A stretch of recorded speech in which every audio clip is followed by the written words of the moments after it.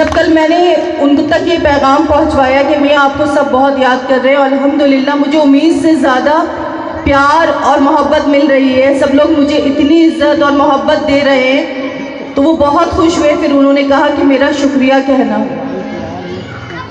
वो बहुत खुश थे, लेकिन मैं अफसोस में थी, क्योंकि आज जो इंसान सबके लिए बोलता था, सबकी आवाज़ बनता था, आज वो अपने लिए नहीं बोल पा रहे हैं आपके बीच आकर। ये सोचने की बात है, कितनी बेबसी महसूस करते होंगे इस वक्त वो, कि वो अपनी बात भी आप लोगों तक नहीं पहुंचा सकते, और उनको गूंगा अंधा बहरा सा फील होता होगा कि मैं कैसे अपनी बात अपनी माँ तक, अपने लोगों तक, अपनी माँ तक, अपनी बहनों तक, अपने भाइयों तक, अपने दोस्तों तक पहुँचाऊँ।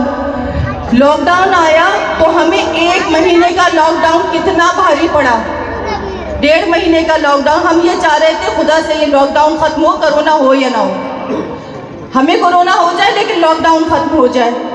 आप ये सोचिए, मेरे मियाँ के साथ साथ वो सारे पॉलिटिकल प्रिजनर एक ज़माने से लॉकडाउन में हैं, तो आप लोग प्लीज़ उनके लिए दुआ कीजिए, क्योंकि वो लोग बहुत बेबस हैं।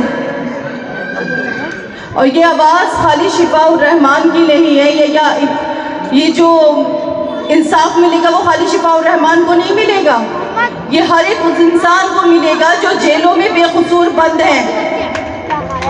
तो आप लोगों से मेरी यही दरख्वास्त है कि प्लीज़ एकजुट होकर अपनी मोहब्बत और अपने वोट को 5 फरवरी को दिखाएं, और उन लोगों को जता दें कि हम सब एक हैं, हम बटे नहीं हैं, हम एक हैं।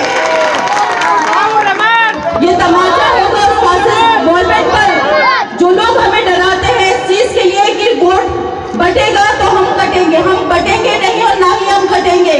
बहुत कट गए, अब नहीं कटेंगे, ठीक है?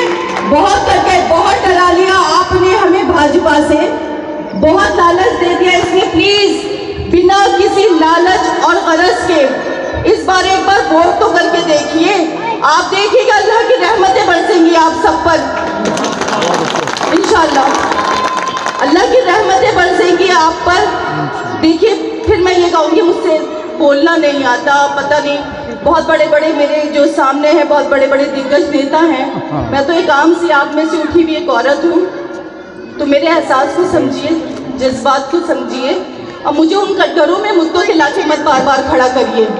मुझे नहीं मालूम क्या मुद्दे होते हैं, मेरे लिए सबसे बड़ा मुद्दा 5 साल से मेरा शौहर जो जेल में है, ठीक है? जब आपका एक बंदा जेल में होता है ना, तो आपको सड़के कूड़ा नजर नहीं आता, ठीक है? आपको अपना शौहर नजर आएगा, उन बहनों को अपना भाई नजर आएगा, माँ को बेटा नजर आएगा। हमें कोरोना में अपना खौफ नहीं था, हमें यह था कि हमारे शौहर को कुछ ना हो जाए। तो देखिए, प्लीज़ एक बार दिल से सोचिए और मेरे शौहर के लिए वोट कीजिए।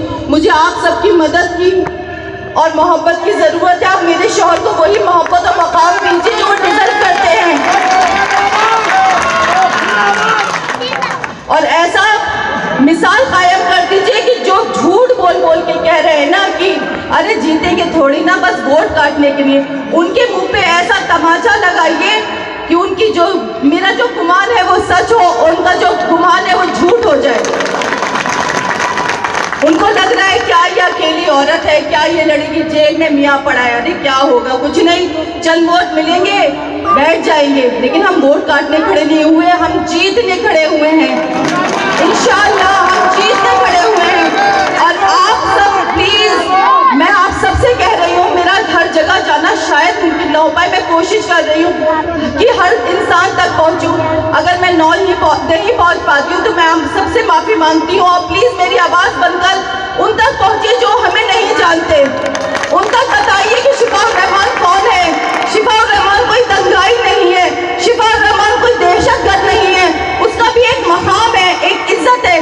प्लीज़ मेरे शौहर को वो साथ दे दीजिए जो वो डिजर्व करते हैं। बस मैं इतना ही कहूँगी। Thank you.